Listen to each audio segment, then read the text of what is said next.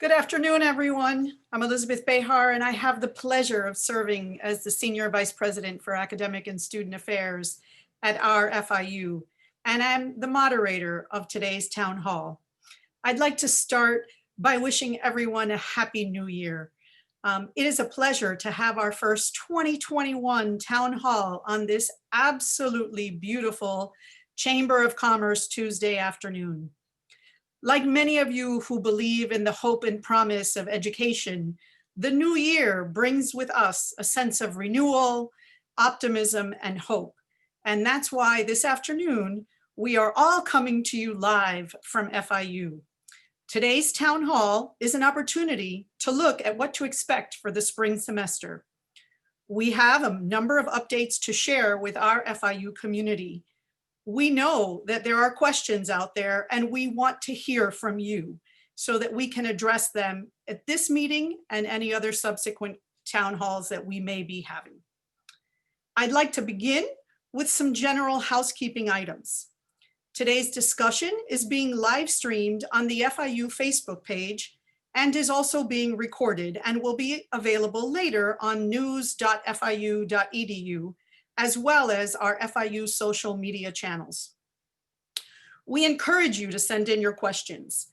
Please make your questions as succinct as possible and post them using the Q&A function. When we get to the Q&A portion of our agenda, I will ask the question to our participants on your behalf. And we also have a number of dedicated staff members responding directly in the Q&A box.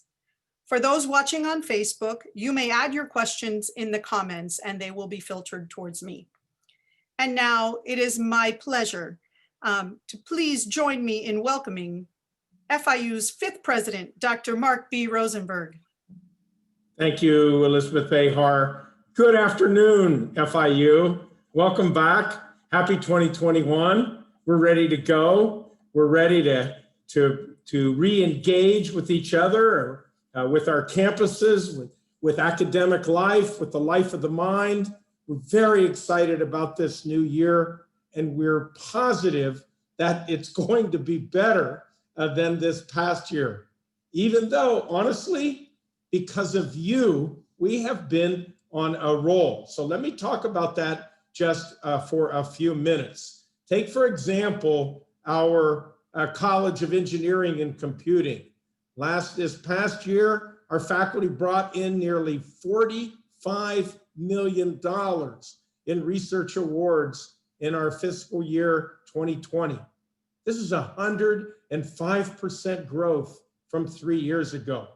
They also achieved 54% growth in research expenditures from 2017. Our engineering program is expanding its footprint on the Modesto Medellín campus, thanks to legislative support to build a new building in conjunction with the College of Engineering and Computing, the Academic Health Center, and a couple of other programs. So we are going to see, and there you have at least a rendering of this new facility. Our chaplain school on the Biscayne Bay campus just received a $500,000 grant from Wayne Chaplin with Southern Glazers Wine and Spirits to establish an endowed faculty chair in diversity, equity, and inclusion. We're so grateful to the Chaplin family for their support. The Truist Foundation donated $1.7 million to our College of Business to establish a Truist Financial Wellness Clinic, which is going to direct financial wellness training to students and teachers connected to our community through the Miami-Dade County Public Schools and other schools as well.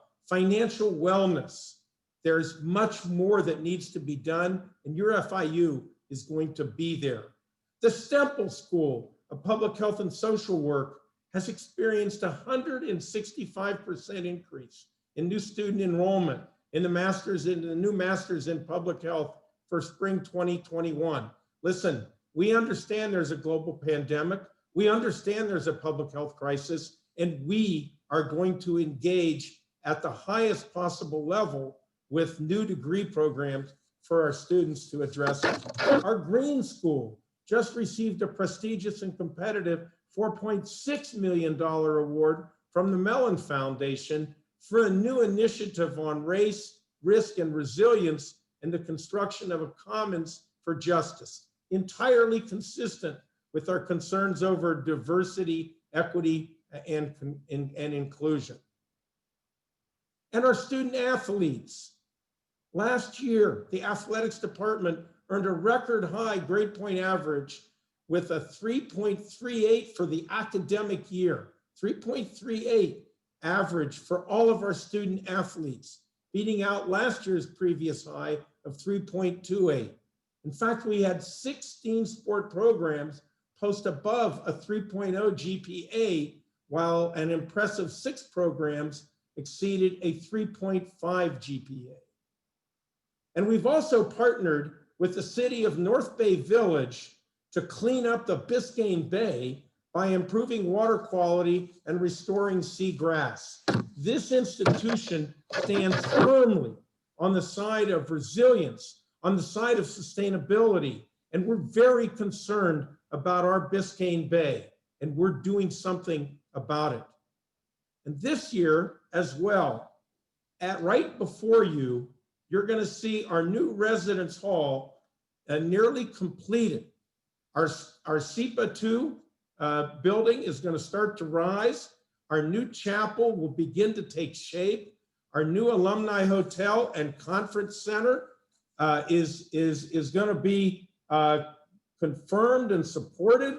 And our new science high school will open at our beautiful Biscayne Bay campus. So your FIU is on a roll. We haven't stopped. We haven't stood down. We haven't settled. And that's because of you.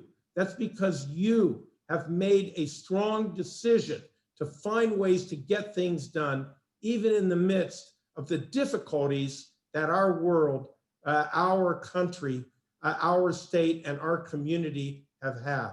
And I want to tell you, we are very, very proud of what you've accomplished in the context of these difficulties and the achievements that I've enumerated, and so many others from so many other units stand as testimony to your willingness to find ways to get things done, even in the context of difficulty. We're ready to thrive in 2021. We're ready to thrive. And you can stay connected with us through Instagram, through Facebook, through Twitter, and through our Panthers Protecting Panthers. Panthers Protecting Panthers. Let me go back to that.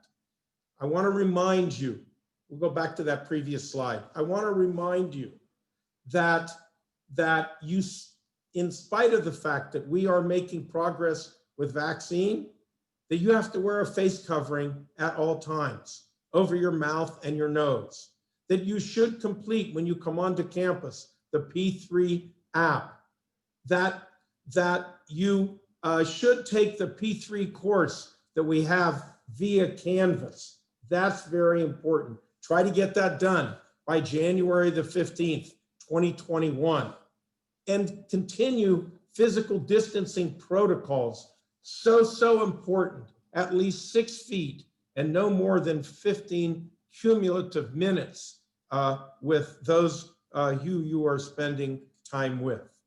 So we're gonna have a great conversation today. I want to thank those who are going to be speaking, as well as those who will be answering your questions. Obviously, Provost Kenneth Furton will be speaking. Dr. Eneda Roldan, the CEO of our FIU Healthcare Network. Elpanye Hudson, Senior Vice President for Human Resources, Vice Provost for Diversity, Equity, and Inclusion. Carlos Becerra, our Associate Vice President for Federal Relations. Laura Castillo, the Director of our Office of Scholarships. Andrew Naylor, who's our Senior Director of Housing and Residential Life. And our Student Government President, Alexandra Valdez, will be concluding. Then we're going to open it up so that Dr. Behar can manage the questions and answers. We are on a roll. 2021 is going to be a very good year for our FIU. And this is how we begin the roll with you.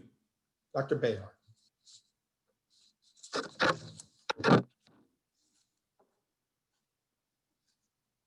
Thank you, Mr. President. I think we're now ready to hear from our provost, Dr. Ken Furton. Great. Thank you, Elizabeth. Good afternoon, everyone. Welcome to this latest town hall. Happy 2021 to everyone. During the last 10 months of this pandemic, we've learned a lot, and we've been applying what we've learned to safety on campus. And actually, our results speak for themselves. There was a recent survey done of 1,900 universities in the New York Times on December 11th. It's available online, and FIU came out with having some of the lowest number of COVID-19 cases at our sister institutions, including within the state. We have the lowest COVID-19 positive cases of all the R1 universities in the state of Florida. And the reason that's the case is what the president just talked about, and you'll hear a little bit later from the student body president and others, and the safety measures that are being put in place. You heard about the P3 app. We're all required to do the P3 app. I took it this morning before I came on campus. And anyone who fails that app is asked to stay home in quarantine, get tested. We have a COVID response team that works one-on-one with everyone that may potentially need to go into some isolation or get tested. And if you do require testing, we have testing right on campus, which you'll hear about. It's free and available at the Biscayne Bay campus and our Modesto Medique campus. And as you heard, everyone on campus, we're all wearing face coverings, staying 6 feet apart at all times. Same thing in the classroom. And you'll see all over the place, hand sanitizers, very prevalent, frequent surface cleaning. So we have also surveillance testing that's going on that keeps our campus very, very safe. We've also been listening to you in terms of the modes of delivery that you would like us to teach in. And so this past fall, about 50% of our classes were taught in synchronous remote, and only 27% had on-campus sections, with 33% or 23% being our asynchronous online courses. This spring, we currently have 54% of our sections have on-campus components, and 23% are asynchronous online, and 23% are synchronous remote. These percentages can change, so I ask everyone who hasn't already registered to please, this is the final week, please go on and register. We have some courses that are low enrolling. We'd like these courses to stay in person, but we need a little higher enrollment in some of the classes. It's still time to add additional sections.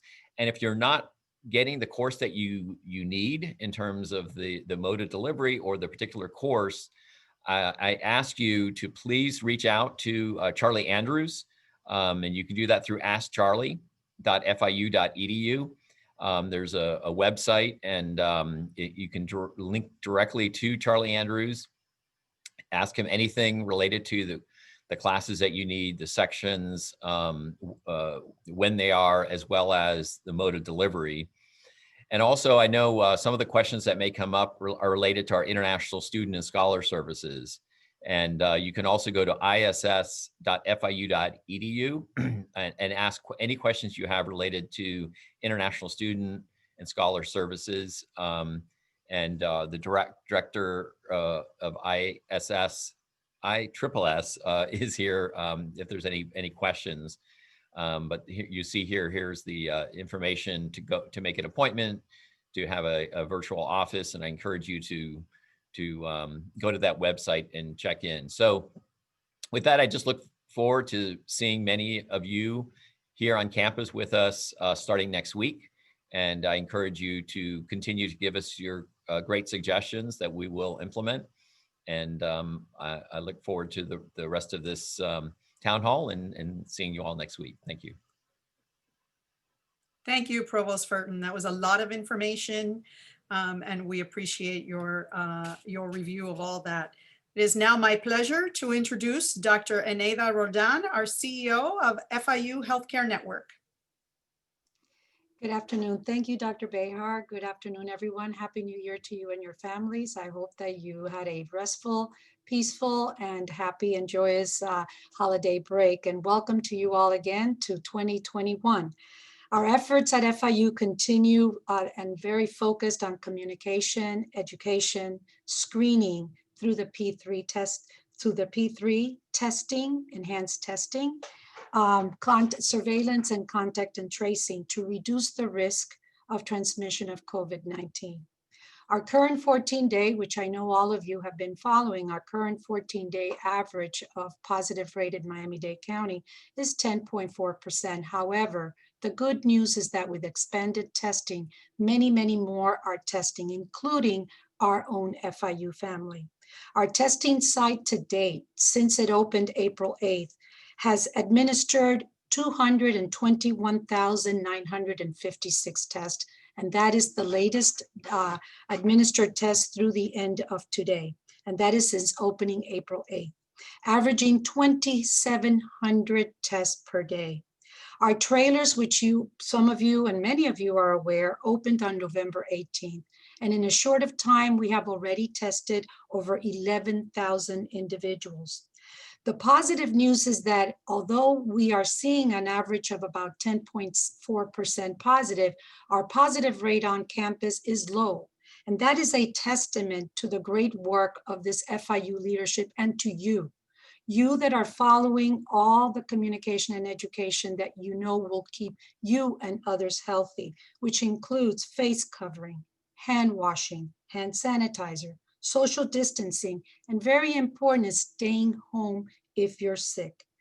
Our efforts to prevent transmission is very clear. It is very clear with expanded testing. We have it right on site. We have 2 testing site trailer sites on MMC campus and 1 at BBC campus. The trailers are now open Monday through Friday, 8 a.m. through 5 p.m. and is a walk-up. We have our test site that is open 7 days per week, and that is a drive-through.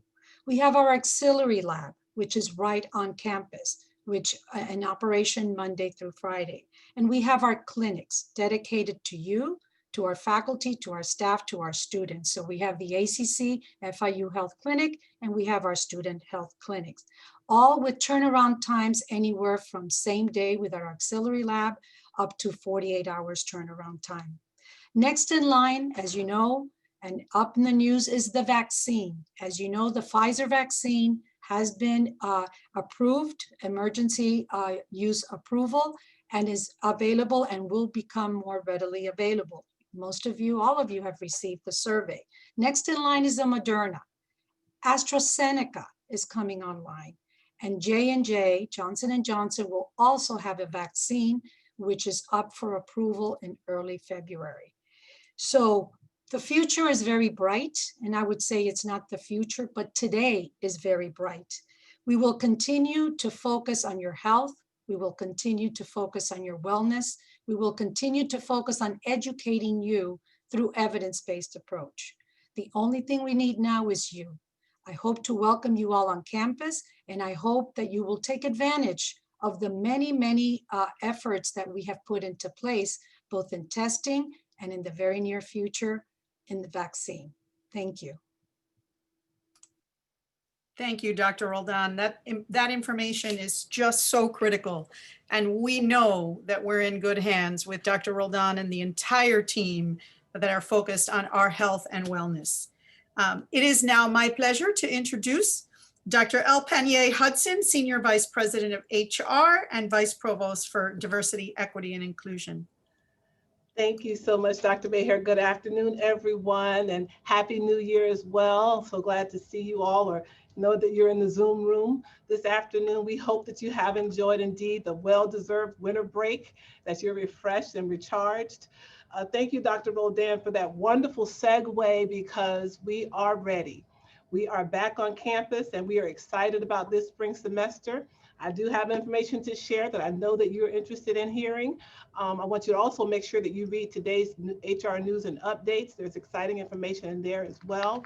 And I want to begin by highlighting some of the recent changes from our COVID-19 emergency policy. I've already gotten a lot of questions about that.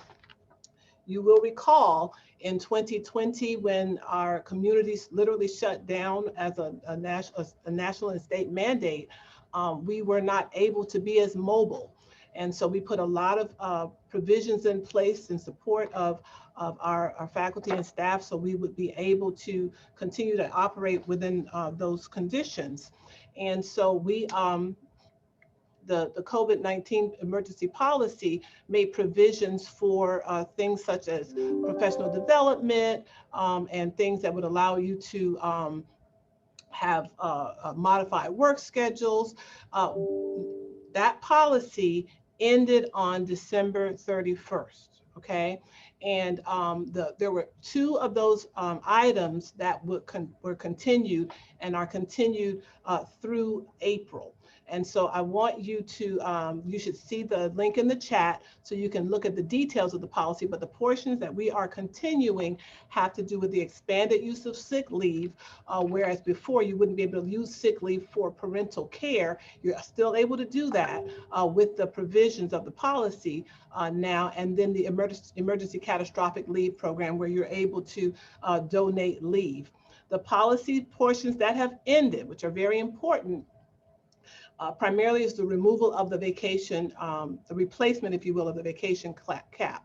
At that point, we removed the cap because airplanes and trains and automobiles, all those things were shut down. So we were not able to be mobile at that time.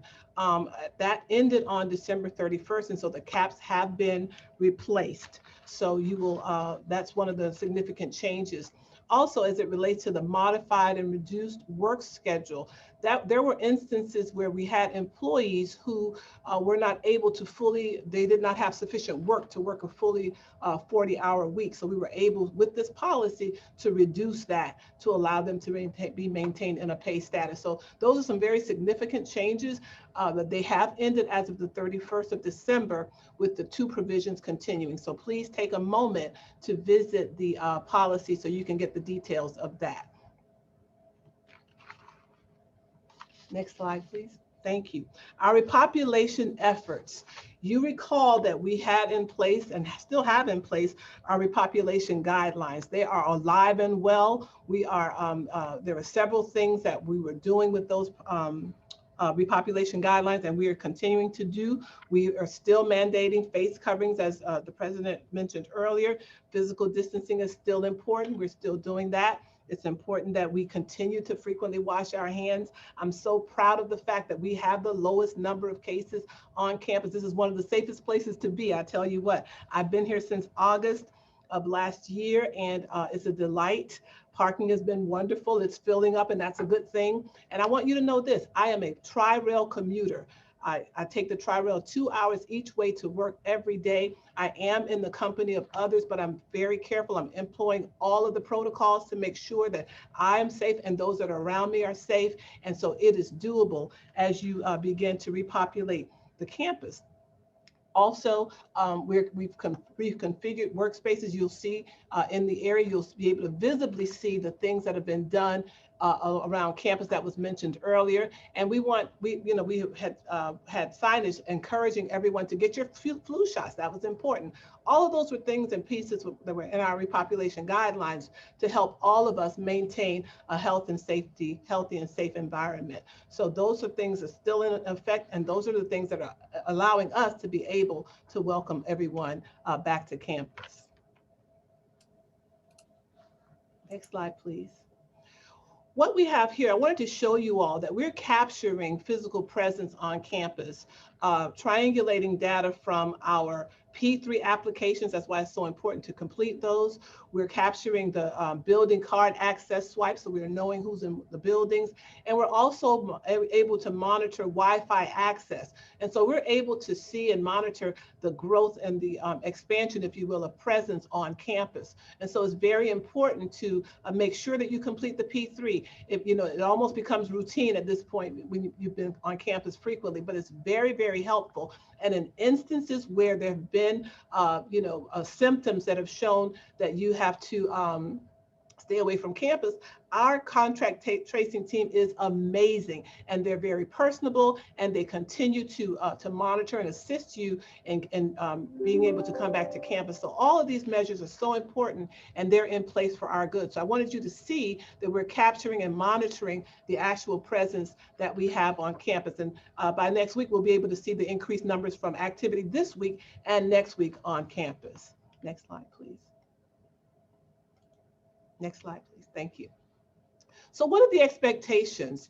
We're watching the news and we're seeing that the numbers are rising around, but there are things that we can do and are doing to make sure that you're safe when you come onto this campus. We want to increase frequency on campus with rotations, regardless of whether an employee can work remotely or not. We know that we're able to do that. We've done it well. And remote work will continue to be necessary, right? Because all 100% of us can't come back onto all of our campuses at once. We want to make sure that we are, everyone, every department, every unit, every campus is participating in rotations, okay? There are instances where there are exceptions. There are faculty attestations that keep them from coming on campus. There are approved accommodations that have been made with medical clearances that have been provided, and then there are approved ELR provisions. And so those are the exceptions, but we do expect and anticipate 100% of participation in rotations toward coming back on campus. And that means increasing frequency, right? If you've been coming on campus once a week, then we want you to increase that to twice or 3 times a week if possible, as well as increasing occupancy in our campus, all of our campuses and on our spaces. And it's quite visible. I tell you, because we have such large, beautiful campuses, we're able to see that there are offices that have not been occupied at all. We're expecting that all offices will have presence going forward, making sure that we're physically distanced in those spaces and making sure that, especially if you have a door in your office and you can close your office, then you're welcomed and encouraged to return and increase your presence on campus. Next slide, please. And this simply shows that we're able to do it. This is just a quick pictorial of what it looks like when you're even working in open spaces with the physical distancing and the face coverings. I tell you what, it's more than just you coming back. We're an ecosystem that is interdependent on one another. And so your presence here is encouragement to our students, is encouragement to our faculty, our staff, is encouragement to our business services that are here and wanting to thrive and needing to have your presence in order to increase the business exchange. And so all of these pieces matter. And we're so privileged to have a university that's been so extremely meticulous in making sure that all the measures that can be in place are in place for your safety. So we're excited about your coming back and looking forward to seeing you soon. Next slide, please.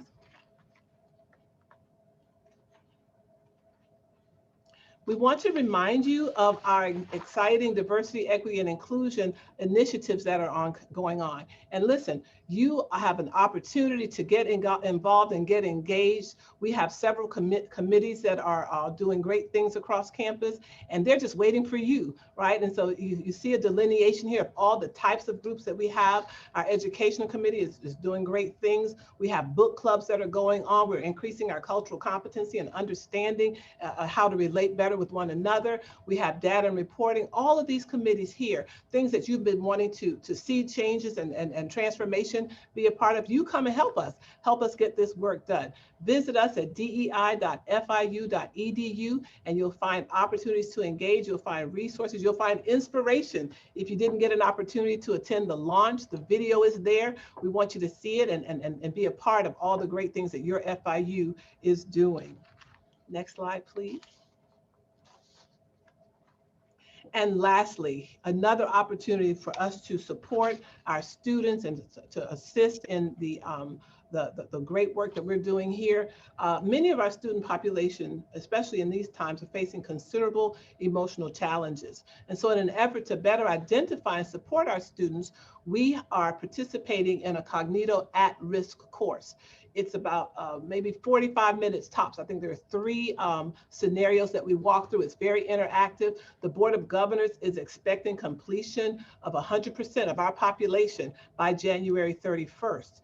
And I'll tell you, we've had some people to engage, but as of today, only 48% of us have completed it. Please, ma'am, please, sir, engage in this this at-risk course. It's enlightening for you. It's going to be helpful for us as a university. They'll be posting participation rates across the state beginning January, after the January 31st date. And at the moment, we're not teetering near at all the top. Help us make it to the top. That's who we are. That's what we do. And so we appreciate your time. We look forward to hearing more from you and answering the questions that you might have this afternoon. Thank you so much.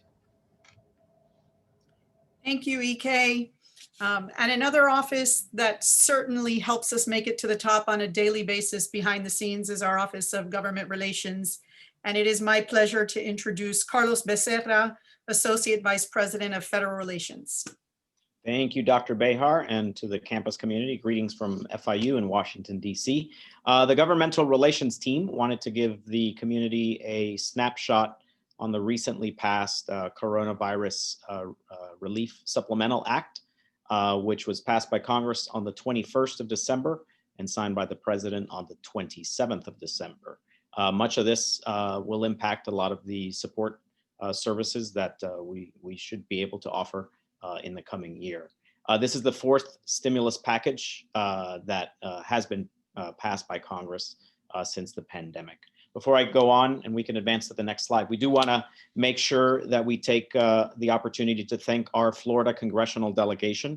And for any of you that are active with our congressional offices or individual congresspersons, this was truly a bipartisan effort, and we wouldn't be able to be reporting what we are today without both sides of the aisle really getting behind this all. The act was passed, and much of what you'll hear is still pending a lot of guidance from the Department of Education, because we are in the unique situation of such a major piece of legislation being passed in the midst of a presidential transition, as we're all aware. Before we go on to the education specific, some overall top line issues. This was a $900 billion relief act. 20 billion of that is for the purchase of vaccines. As you have read in the news reports, this provides up to $600 payments for adults and children, an additional $300 per week in unemployment benefits, 300 billion more in aid to small businesses, very important for the Miami community. In particular, 15 billion for entertainment venues, movie theaters, museums. $7 billion in particular to expand broadband access, with some specific language asking for greater focus at minority serving institutions, which of course FIU is, and an additional $1 billion to accelerate COVID-19 related research at NIH. And just as a matter of fact, it also extends the deadline for individual states to use their CARES Act, which was the previous supplemental act, to December 30th of this year. Next slide, please. On the educational front, the legislation provides $109 billion overall for education. That's at all levels. 22.9 billion of that is directed specifically for higher education. And within that, a sub bucket is $1.7 billion for minority serving institutions. This will all be distributed to universities and community colleges throughout the country on a formula basis. Unlike CARES, this formula is actually 50% based on full-time equivalent counts and overall head count. And unlike CARES, thankfully, the formula also accounts for fully online students, those fully online students that were enrolled pre-pandemic. CARES Act did not account for that. The uses, the allowable uses for us as a university for these, first and foremost, as with CARES Act, emergency financial aid grants to students. And we lay out here the allowable uses. Now, this is a perfect example, and you'll hear from our colleague Laura Castillo shortly. The legislation spells out that this can go towards any specifically for emergency grants to support any component of the cost of attendance, including tuition, emergency expenses that arise due to coronavirus. But what it doesn't yet lay out, and that's why we're waiting for Department of Education guidance, is specific regulations and rules. Number two, it would allow for the institutions to provide student support needs that relate to the pandemic. And thirdly, institutional expenses associated with the coronavirus, including expenses we may have already incurred, technology, transition to distance ed, staff training, and salaries. Next slide, please. Very important to note for our student population, this act does increase the maximum Pell Grant by $150 to $4,695 as a maximum number. As we all know, over 50% of our undergraduate student population does receive Pell Grants, and 50% of those receive the maximum grant. This also, thankfully, simplifies the FAFSA application, something that the higher ed community has been seeking for years, to 36 questions. Also important to our students, the pause that the current administration had extended on federal student loan payments, halting of collection activities relating to those federal student loans, has currently been extended until January 31st. The Biden administration, the incoming presidential administration, will have to act soon after taking office, and we do expect that they will act. So with that said, as we have done with any incoming administration, just as an FYI, we're actively monitoring new appointments, key players, those in particular that relate to higher education and the needs of our population and community during this pandemic. We'll be monitoring for any first day decisions, first 100-day decisions, et cetera. The guidance on this stimulus bill, in particular for the emergency aid grants for our students, is our top time-sensitive priority. So that is what we are monitoring for now. And with that, I will pass it back to Dr. Behar. Thank you, Carlos. And that's an excellent segue to our director of the Office of Scholarships, Laura Castillo, who leads a strong team university-wide that focuses on emergency aid. Laura? Good afternoon, everyone. So we've been working for months getting emergency aid to students. We know how critical it is for a lot of you and how many of you depend on this money, and it's our utmost priority. Like Carlos mentioned, we don't know too much yet, but we just kind of wanted to give you some general ideas to help prep you for when we're ready to collect applications. First and foremost, FIU has various funding sources for emergency aid. The CARES Act and federal funding being the largest amount of money that we have to support students through the COVID epidemic, but we also have other funds. So one thing that we want to make sure is clear is that this CARES Act money is not going to be eligible for everyone, but we do have other funding. So it's just important that you reach out to us so that we can identify if there are any opportunities for you. We don't know when we're going to get the funds or some specifics, but in the meantime, what we do encourage you to do is to submit a FAFSA. We're going to assume that it's going to follow some of the similar application guidelines from the original CARES Act. So you will most likely need a FAFSA. So if you have not filed one, that is step one for you.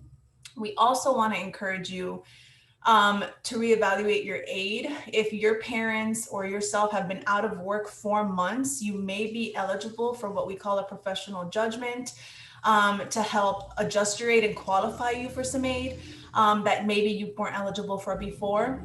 So there's some general information on this slide. You can always visit the One Stop for more information, but this can help a lot of you get money now or soon. We don't know when this money is going to come in. It may come in a week. It may come in a month. So it's really important that if you're struggling now, we want you to reach out to us.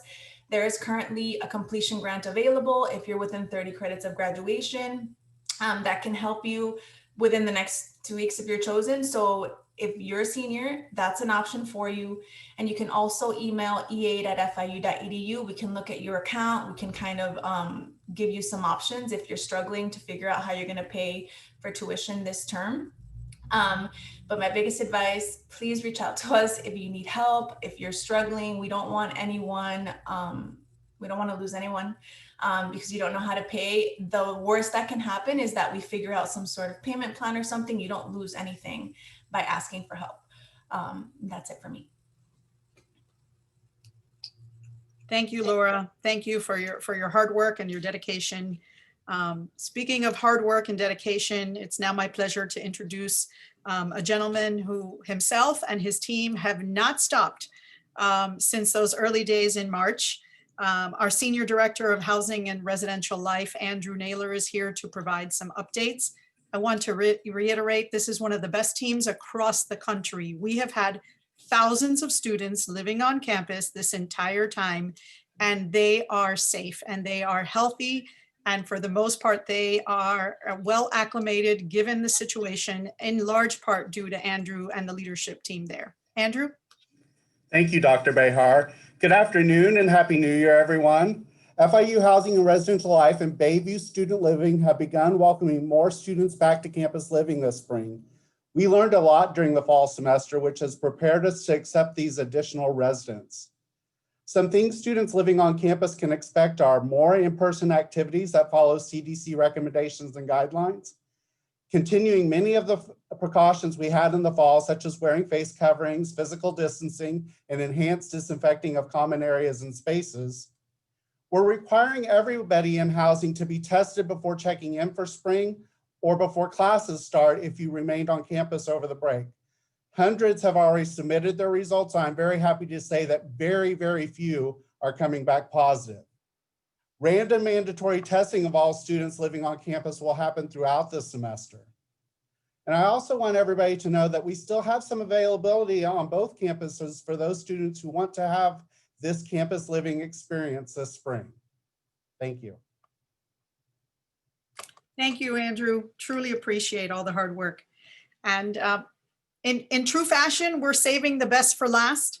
It is my pleasure to introduce our student government president, Ms. Alexandra Valdez, who has been by our side, not only as a university student, but as a leader and as a trustee, by our side, along with the university administration, in helping us to ensure that, as the president said, we're ready to roll right into 2021 and through 2021, thriving and succeeding. Alex? Thank you so much, Dr. Behar. You are truly a testament of our university's success. Good afternoon, everyone. Happy New Year. I hope you had a marvelous holiday break. My name is Alexandra, and I have the honor of serving as the student body president here at FIU. As we all anticipate a return to campus next week, I wanted to share with you some of the exciting engagement opportunities that our students will have this semester, both virtual and in person.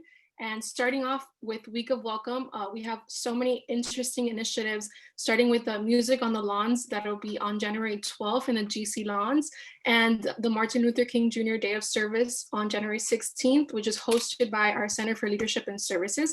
And this would be a hybrid event. So everyone can tune in through Panther Connect and through Campus Live social medias at Campus Live FIU for all the details. And Week of Welcome is January 11th through the 16th. And then some other highlights for the month of January include SGA's Women Empowerment event, which is Women Are a Collection of Strategic Paths, on January 21st. And this is a hybrid event. It will be held at the GC ballrooms as well as live streamed. On January 22nd, Movie on the Lawn in the Mark Pavilion, hosted by SPC, and Wild 'N Out comedy show hosted by SPC BBC on January 27th, which will also be a hybrid event.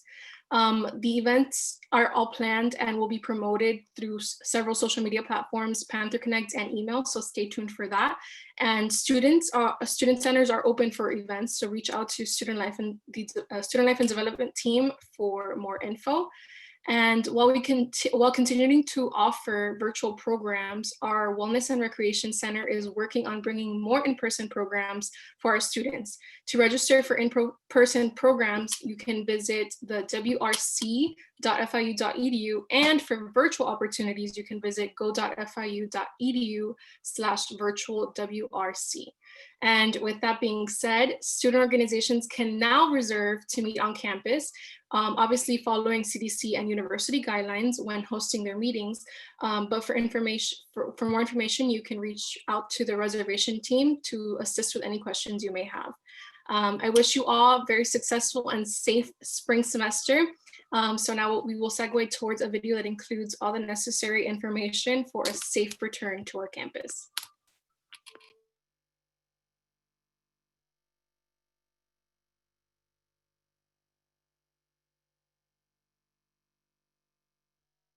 Hi, I'm Alex Valdez, and I'm here with Alex Ibarria. And like so many of you, we're really excited to slowly begin returning to our beautiful FIU. We know things are uncertain for everyone right now. With that in mind, university administrators designed a well-thought-out plan to keep Panthers safe. That way, we can all learn confidently and focus on achieving our goals. That's right, Alex. The plan is called Panthers Protecting Panthers. But for it to work, every Panther must do their part. Luckily, it's really easy. Alex and I will show you everything you need to know. Ready? Prior to coming to campus, all students, faculty, and staff must check in on the P3 app available in the Apple and Android app stores. Students who live on campus must check in on the app every day before leaving their room. On the P3 app, you'll be asked to answer a few simple screening questions. Based on your responses, you'll get a check mark to enter campus, an exclamation mark to stay home and monitor symptoms, or an X to stay home and schedule a COVID test. Everyone who is on campus must wear a facial covering, even when you're in the restrooms, hallways, or outdoors. That means you too, Rory. Face coverings need to be worn properly and must cover the nose and mouth like this. One complimentary reusable mask is available for every student and vending machines throughout campus. Use your one card to get your free mask. Always keep physical distancing of at least 6 feet from one another while you're on campus.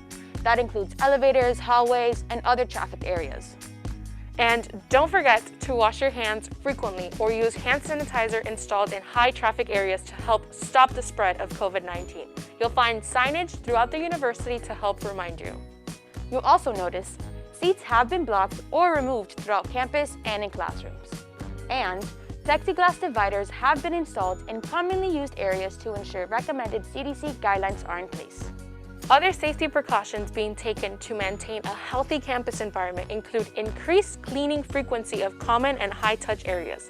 There's also disinfecting wipes available in all classrooms to allow faculty and students to clean their spaces before and after each class. But what if you need to check something out of the library or want a quiet study space? Library materials can be requested and scheduled for contactless pickup. Reservations to use the libraries and other study spaces throughout the campus can be made through the Central Space Reservation System. Go to the link on the screen for instructions on how to reserve a spot. If you're wondering what's open on campus, there's a limited number of dining options currently available with 50% indoor capacity as well as outdoor seating. Barnes & Noble at MMC and BBC are also open now. But if you prefer to make orders online, the bookstore will continue to offer free shipping on all domestic purchases and curbside pickup at the MMC location. For a complete list of dining options, operating hours, and other on-campus vendors now open, visit the link above. Okay, let's do a quick recap. Fill out the P3 app before coming to campus, wash your hands frequently, wear proper face coverings while around others, practice physical distancing, and stay home when sick. Did I forget anything? Yes. Remember, we're all one Panther family and we have a shared responsibility of protecting one another and to have a great semester. For more information, visit repopulation.fiu.edu. Stay safe, everyone.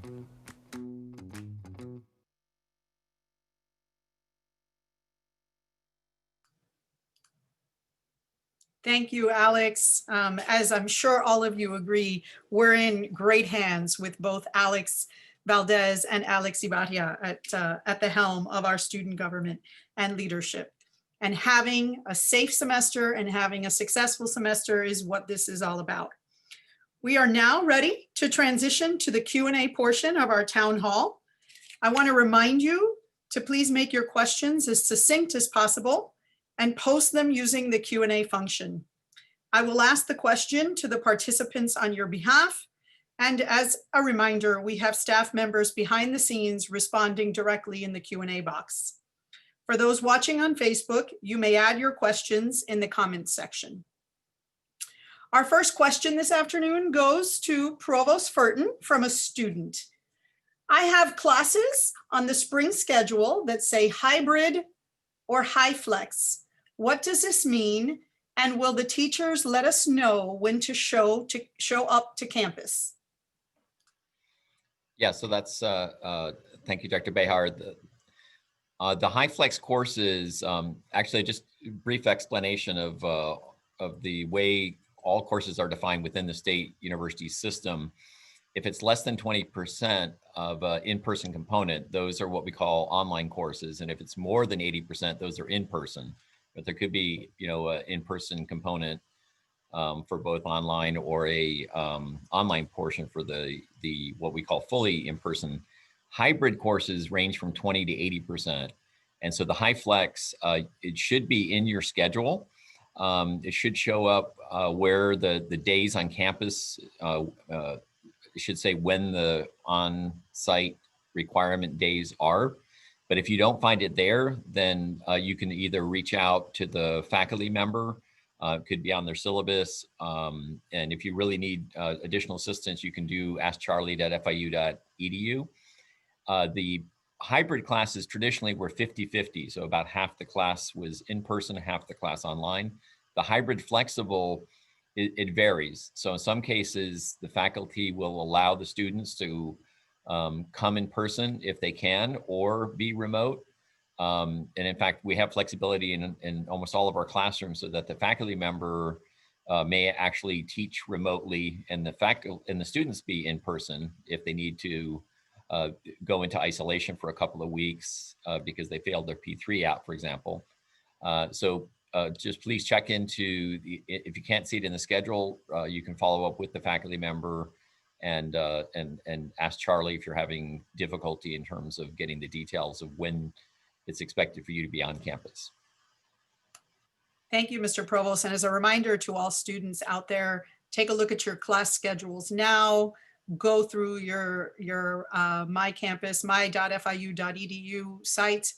Staff is here. The staff is in their offices. The staff is on chat, on email, answering phones so that you can start the spring semester this coming Monday as seamlessly as possible. Our next question goes to Dr. Roldan. And Dr. Roldan, as you can imagine, we've had a number of questions around testing. The question is there a COVID-19 testing site available at BBC for staff and students?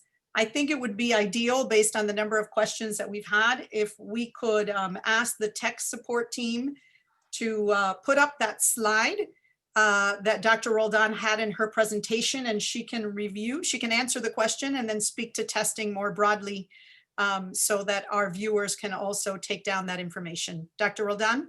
Yes, thank you, Dr. Behar. Thank you for that question. Yes, there is. We do have a curative test trailer on site, which is at Lot 1 adjacent to the Student Health Services.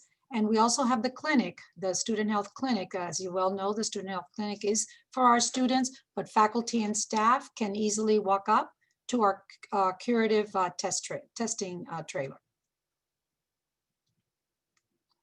Hope that answers your question. Thank you, Dr. Roldan. Appreciate that. We're going to leave this slide up just for a moment in case folks want to take this information down. Of course, this will be available on our website as a recording as well and as a reference, but in case any folks are jotting this information down, appreciate that. And our next question goes to, I believe, our Senior Vice President Hudson of HR and/or President Rosenberg. It is with respect to I think, very optimistic and hopeful email that the university community received this weekend with respect to a vaccine survey. How long should we expect to wait after submitting the vaccine survey for a call? The question reads, I am over 65 and some of my colleagues have heard back while I have not. Is it possible for someone to send out an email providing us with a way to check in as to where we are on the list?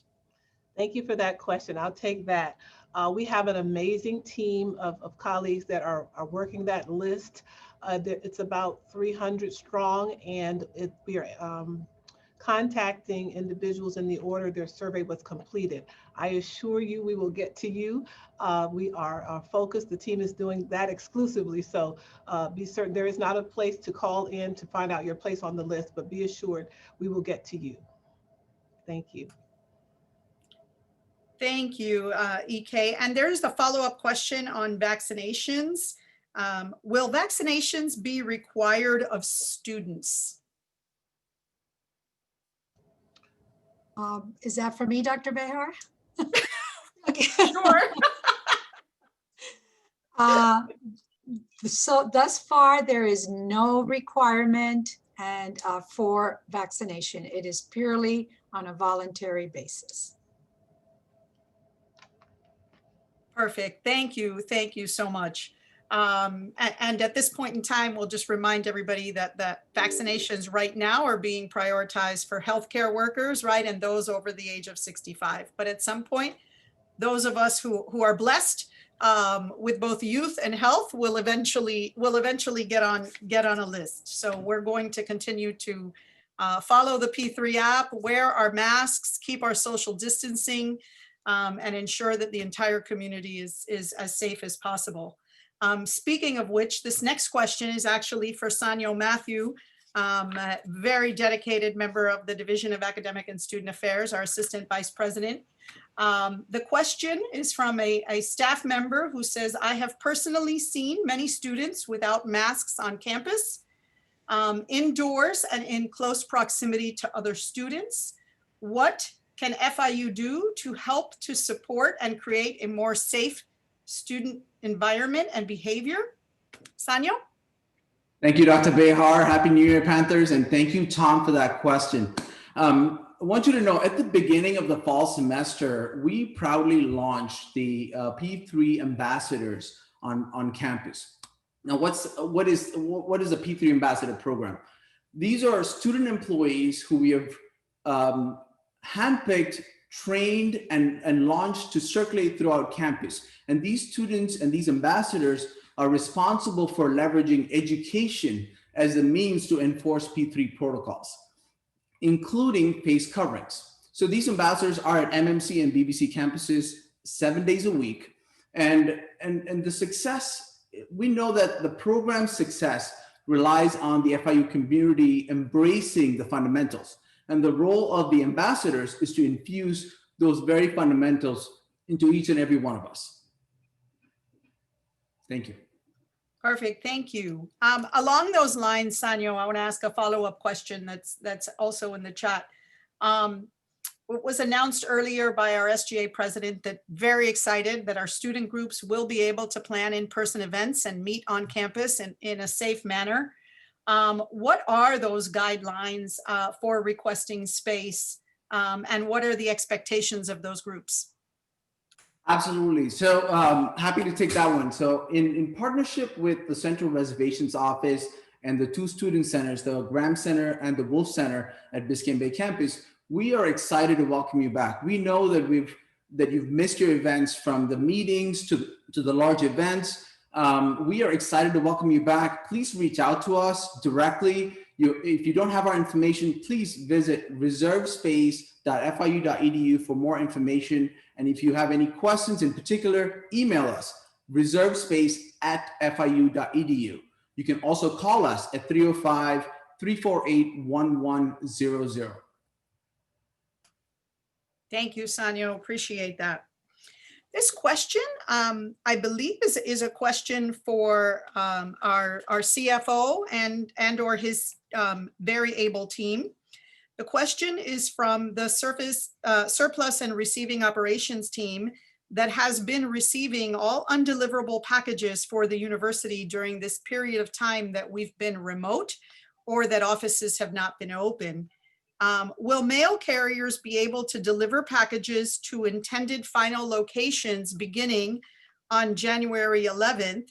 Or will buildings remain in lockdown mode, only accessible through the card swipe as they are today? Hi, Elizabeth, and thank you very much for asking me to respond to this question. we are going to continue with the collection of all of the mail over at the central receiving for safety purposes. And we are reaching out to the units when packages come in for them to pick up those items. And that's strictly for our safety, the safety concerns of our students, faculty, and staff. We will certainly be monitoring this as we get into the semester to see if there are alternatives that we could possibly use. And if you have some ideas on what would work best for your areas, particularly when you have some critical packages coming in where you believe they may not be appropriately addressed, please reach out to me at kjessel, KJESSELL @fiu.edu. And I'll make sure we have someone on the team work with those types of possible solutions for your unique needs. Thank you, Dr. Jessel. We appreciate your team and all the hard work that they've been doing throughout this time. I have a question now that goes back to the provost, but perhaps also to Dr. Alejandra Parra, who I know is also with us. Mr. Provost, as a student, can I start to begin to think about study abroad for the summer? Is that a realistic time frame, or should I plan for later in 2021? I'll lead in and then have Dr. Parra correct me or give her alternative, because that's a very difficult question. And I know there's a lot of optimism with the vaccine, but as we know, it's going to take a very long time for that to roll out. And you've seen cases in the UK and in Europe. So we have a committee that's looking into this, and we're being very careful. So I would say it's right now I would err on the side of being more conservative this year in terms of scheduling a study abroad. And so we're trying to do our study abroads with more virtual components and potentially some in person, depending on the situation. But I think we have to be very optimistic for 2021, but also realistic. But maybe Alejandra can also weigh in. Thank you so much, Provost Farton, and thank you for the question, because that really gives us a lot of hope that our students are still very interested in going abroad, and I think it's a fantastic opportunity. But again, and I agree with our Provost that we are being very conservative, and we are actually looking at programs on a one-on-one basis as the programs are being proposed. And we are hopeful that when we actually launch the approval for the programs and we actually announce that you as students are going to be able to travel, it's going to be in the utmost environment of safety and healthy precautions, because we really want to take care of all of you. Having said that, I would like to encourage everyone who is interested in education abroad to look into all our virtual portfolios of options that we have in our office, because you can actually study abroad even if you're not leaving your country, because the whole mission of education abroad is to develop that global mindset. And we can do that virtually too, although we know that it would never replace the actual physically going abroad. But we encourage you to visit our office and learn about all our virtual options, a very broad virtual portfolio that you will get very, very enthusiastic about. And thank you so much for keeping that interest alive. Thank you, Dr. Parra. We appreciate all you've been doing to ensure that our students here continue to stay engaged globally, and that our international students continue to remain engaged with us during these difficult times. The next question is for our very own President Rosenberg. Mr. President, I was wondering if there are any updates or plans to resume in-person graduation ceremonies for the spring 2021 semester. Graduation is the most important ceremony that we have for our students, and in many ways for the faculty too and the professional staff. We are looking at options for spring graduation. Nothing is off the table at this point. We would like to have a more traditional face-to-face graduation for our graduating seniors. and others who will be graduating. So we are examining the options at this point. It's a little premature to understand where we're likely to be in late April, early May, but nothing is off the table. We are giving a more traditional graduation active consideration. Thank you, Mr. President. On my part, I will let you know that my regalia is hanging. I can see it from here, and I'm very excited.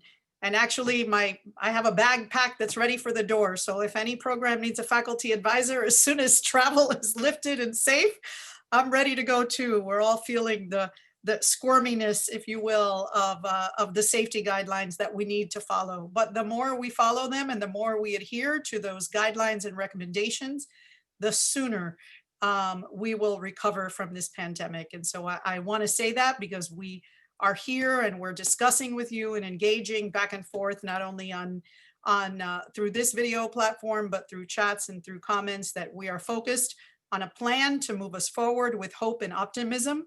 But I do want to ask the president to speak a little bit about the daily numbers that are being reported locally, and the monitoring that's going on and the conditions in our South Florida area, Mr. President. Well, I mean, safety is our number one priority. It always is, regardless of whether it relates to a pandemic or just what's in general going on in the university. One of our earlier presenters made the point that our campus is a very safe, healthy place.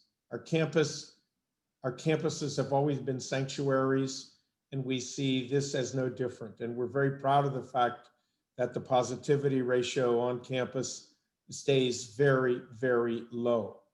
Our eyes are open. We are watching the situation very carefully. We believe that presently the conditions are such that we can have face-to-face classes, as many would like to have, starting this Monday, as well as the high flex hybrid classes as well. However, we have a very agile institution with faculty members who understand their responsibilities to their students, as well as professional staff who are dedicated to providing the safest possible conditions. We will make decisions in accordance with the data and the scientific evidence at hand. Right now, we believe it will be appropriate to open fully as we are planning for next Monday. And as many of you have heard through student government and through other groups on campus, we would like to have more robust campus life at the universities campuses, beginning with this spring semester. Obviously, having a mask, keeping the physical distancing is very, very important, but we are now cautiously thinking through and planning for more activities on campus, as long as we can maintain the conditions of safety that we're all committed to. Because I don't know whether that answers the question, but that's where we are at this point, I believe. Thank you, Mr. President. That's an important update, so we appreciate that. You're welcome. And to that end, there's some questions. I'm going to collapse a few of them, but they're for the provost. They're from students. Mr. Provost, if a student is in a face-to-face class, an in-person class that is scheduled, or a hybrid class that is scheduled for face-to-face sessions, and they are not feeling comfortable coming based on the conditions in a week or two, who should they communicate with about that? Will the faculty be flexible? How will that be communicated? Yeah, thank you. That's an excellent common question that we get. And so you should reach out first to your professor, because in most cases, the professors are, and we expect them to be, as flexible as possible. And if you cannot be accommodated though with your professor, then I would also reiterate to do the Charlie Andrews reach out, askcharlie.fiu.edu, because it may be that if a course really does require in-person components and you're not comfortable or not able to for some reason, and you're not being accommodated, then we can potentially put you into another a remote section or online section. But first, please reach out to your professor. And I think in most cases, you'll find that the professor will be flexible. And for all the faculty who are on this town hall, I ask you to, to be thinking about, accommodating our students as best as we can, just as we are accommodating the faculty as well. And so a common theme you're going to see throughout the spring semester, just like the fall, but the spring, since we have more than double the number of sections that are in person, is that we are going to ensure that if you're a student, you may have a faculty member zooming in at some point. And for faculty, you're going to have students zooming in and sometimes in person in the spring. So please reach out to the professor. And if not, hopefully Charlie can accommodate your needs and desires. Thank you, Mr. Provost. I'm gonna ask you to keep your video on. The next question is from a faculty member asking when faculty will be allowed to resume international travel for research purposes. Yeah, so actually, if faculty need to do international travel for research purposes, they can do that now. We still have an international travel advisory committee, and that committee makes advisory recommendations to myself, and then almost on a daily basis, I already have these requests coming up. And in most cases, if you're traveling to a location, that has a relatively low positivity rate, and that and if it's research or educational purposes that are going to be beneficial for your career, in most cases we're accommodating international travel at this point. Perfect, thank you. One last question, or maybe not last, but one subsequent question, Mr. Provost. Are faculty keeping office hours this semester in person or virtual? Are they updating their syllabi? We're getting a few questions come through. Are all department offices open? If I'm a SIPA student, can I walk into the dean's office in SIPA and see my advisor, or do I need to call ahead? Yeah, thank you, Dr. Behr. There's several questions there, but yeah, so we all offices are open, and we expect them to be open. There may be limited staffing because of maintaining the 6-foot physical distancing and the other safety precautions that we're having. So my suggestion would be that you do make an appointment ahead of time, just to make sure that the professor is there, or the staff person that you want to maybe meet with, because they may be rotating on different days, are available.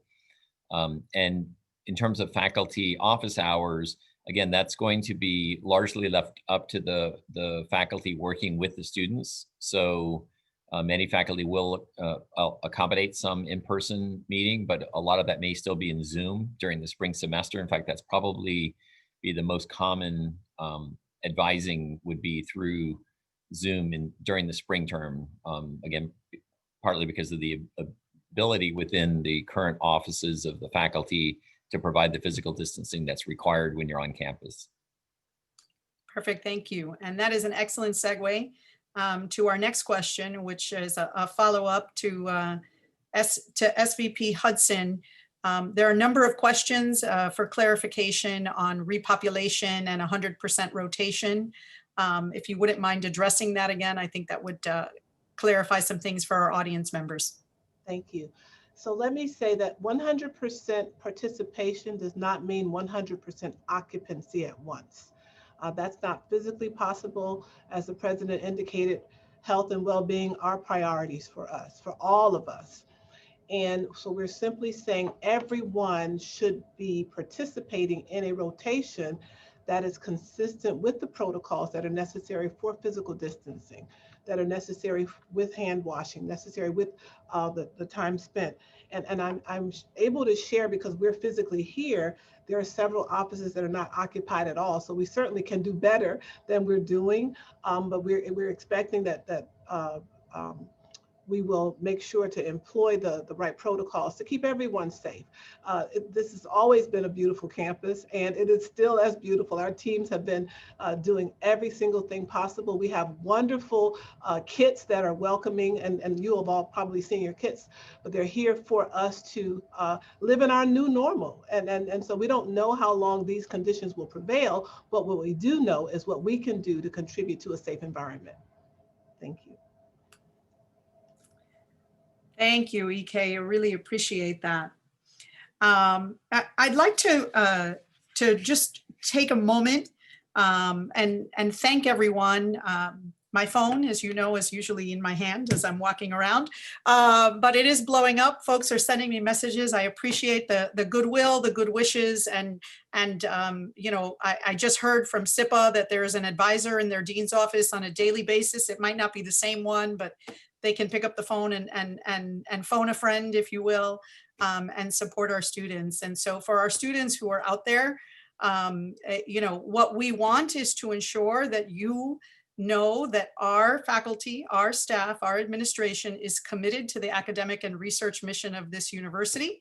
We're not going to take a pass just because of the pandemic. We're certainly engaged at every level, and we're going to do so, as EK said, on a safe in a safe manner, and focused, as Dr. Roldan mentioned, with the best of intentions for health and wellness, and ensuring that the university thrives at the end of this pandemic and leads the way. And to that end, for our faculty and for our students, with respect to greater student engagement on campus, that is one of the things that folks on my team have been really focused on, working with Danya Pearson-Adams' team. She's a force to be reckoned with in her own right. I want to acknowledge that, and really been advocating for our students to meet safely. And as Tom's question indicated earlier, when students meet, if they follow protocol, if they're safe, if they follow the guidelines, you know, those positive behaviors will be rewarded with increased access to the university to be able to plan and meet. One of the things that we have seen, not the epidemiologists and medical scientists, right, but the social scientists that live amongst all of us during this pandemic, is that if your behavior is not random and your behavior is more structured, you can continue to have a life, you can continue to have your education, you can continue to address your work and environment responsibilities. And we all do that, and we all need to work together and come together to be able to do that. So I appreciate all the messaging. I'm gonna go back. I'm thankful that EK hasn't turned off her video, because the next question that popped up is back from an employee. Can we get a grace period for reinstating vacation caps? Thank you, and Dr. Behar, I will be here for you. I'm not turning my camera off. To that wonderful question, the answer, let me say it sweetly, in Spanish, no, we cannot remove the cap. I believe that FIU was extremely generous during that period, because people are able to engage in travel. They are able to take staycations. That has sunsetted on December 31st. But we appreciate your appreciation of it. That's important. But it was among many provisions, and it just speaks to FIU's willingness to do things that are out of the box, and we appreciate that opportunity to have had that. Thank you, EK. Appreciate that. I want to thank all the panelists and all the teams behind the scenes answering the questions today. I want to thank the faculty, staff, and students who joined us today. We together make FIU a special community. We are FIU. We will be closing out, but prior to closing out with a video, I'd like to ask President Rosenberg to join us and say a few words. Thank you, and thanks to all of you, the thousands of members of our community who've been on this this discussion, and to all of our to our faculty, our professional staff, and our students. When this all began in late February, early March, I don't think any of us understood really what we were up against. But what I'm most impressed with is how quickly we learned. And part of that was the fact that you stayed calm, that you had clarity about what was going on, that clarity drove intentionality, and that intentionality pivoted around safety, that you were flexible, and you were incredibly creative. And really those characteristics, they've endured. So I want to thank you all. And to our faculty, I want to thank you for staying the course. I want to remind you that we have incredibly meaningful work. We are a trusted institution in this community. We're going to get through this, and we're going to get through this, as far as I'm concerned, stronger than we've ever been. To our professional staff, we want to thank you. You have been there for our faculty and for our students. You have stood up against a vicious global pandemic, and you have done it very well, very gracefully, very competently. So we want to thank you. And in particular to our students, thank you for believing in your FIU. Thank you for believing in the faculty. Thank you for believing in the professional staff. Thank you for staying the course. We don't want to lose any student for financial reasons. We don't want to lose any student because of the difficulties that you are encountering or your families are encountering.